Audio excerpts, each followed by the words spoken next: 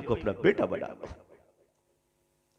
कोई बेवा औरत है, मुताल्लिका औरत है, उसकी मदद कीजिए। अगर निकाह की उम्र बाकी है तो उसकी दूसरी शादी करवाइए। यह आपकी जिम्मेदारी है। वरना याद रखिए, एक मस्जिद के अहाते में अगर कोई औरत मजबूरन अपनी आबरू का सौदा करती है तो हाजी साहब, नमाजी साहब, बचोगे नहीं आप अपने कमरे को बंद कर तस्बीह हिला के बचोगे नहीं आप। अल्लाह ताला ने कौम पर जब आजाब भेजा तो फरिश्तों ने कहा, अल्लाह इस बस्ती में एक तेरा बंदा ऐसा है जो पलक झपकने के बराबर भी तेरी नाफरमानी नहीं किया, उस आबिद का क्या करूं। अल्लाह ने फरमाया, इस अजाब के साथ उसे भी पलट दे। कहा वो मेरा आबिद है, मैं उसे कयामत के दिन दे दूंगा। लेकिन इस वक्त वो मुजरिम है कि उसने खुद तो मुझे पाया, मेरे बंदों तक मुझे नहीं पहुंचाया।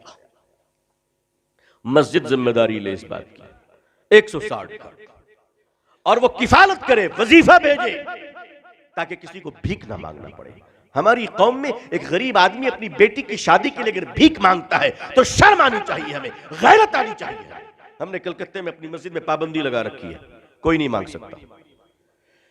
जरूरतमंद है तो आप तफसील दीजिए, क्या है बताइए आप, इंशाअल्लाह आपकी शादी बेटी की करवाई जाएगी इंशाअल्लाह, और हो रही है अल्हम्दुलिल्लाह। अब आप चोचले बगाड़ेंगे कि यामा का मोटरसाइकिल चलाए तो माफ कीजिएगा, वो सब नहीं देंगे हम आपको, एक मुनासिब तरीके से।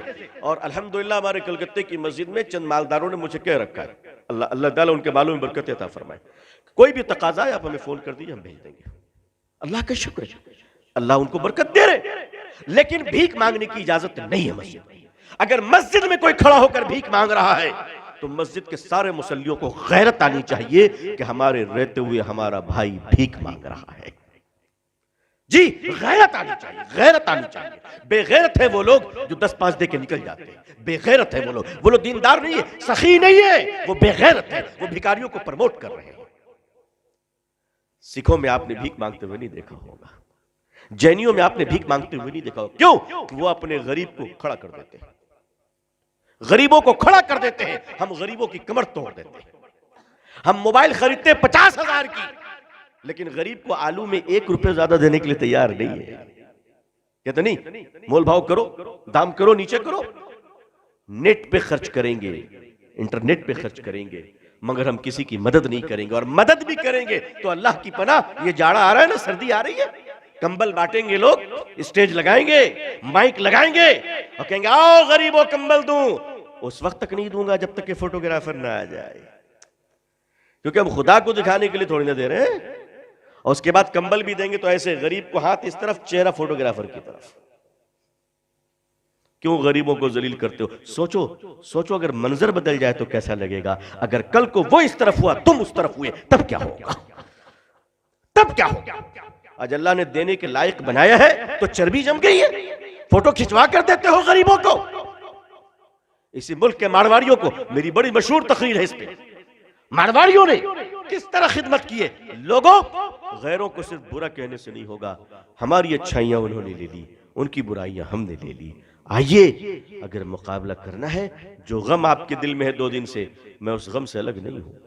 मैं तो उससे इतना मुतासिर हूं कि बस अल्लाह बुलवा रहा है इस वक्त जो मैं आपसे बोल रहा हूं, और मेरी हैसियत नहीं कि मैं तकलीफ कर सकता था।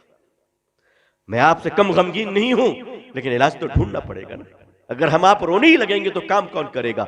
इलाज तो ढूंढना पड़ेगा, इस गम से तो निकलना पड़ेगा, मुतबादिल तो ढूंढना पड़ेगा। और वो मुतबादिल ये है कि मुसलमानों, जिस पार्टी में तुमको रहना है रहो, चमचागिरी बंद करो। तुमको जो पार्टी करना है करो, चमचागिरी मत करो। और ऐसे मुसलमानों से मुसलमानों बचो जो बाप के जनाजे में तो टोपी नहीं पहनता है, एमएलए की इफ्तार पार्टी में 3 हाथ की लंबी टोपी पहने खड़ा रहता है। ऐसे भिखारी मुसलमानों से बचो। इफ्तार पार्टियों का धंधा बंद कीजिए, इसने आपको रकाबी पकड़े फकीरों में तब्दील कर दिया है। नहीं, और आप चुप रहना सीखिए, कुछ नहीं बोलना है, नो कमेंट्स। सोशल मीडिया का इस्तेमाल कम कीजिए, हो सके तो अपने घरों से टीवी को निकाल दीजिए। आप सोच रहे हैं मैं क्या कह रहा हूं। मेरे बुजुर्गों, टीवी में न्यूज देखते हो, न्यूज में सिवाय तुम्हें गाली देने के और क्या दिया जाता है? बंद करो टीवी देखना। अपने कौम को गाली सुनवाने के लिए तुम पैसे खर्च करते हो। मेरे बुजुर्गों, अपने वक्त का सही इस्तेमाल कीजिए, कोई काम नहीं तो सो जाइए, कुरान पढ़िए, अल्लाह अल्लाह कीजिए, इस्तग़फ़ार पढ़िए, ताकि आंख बंद होने के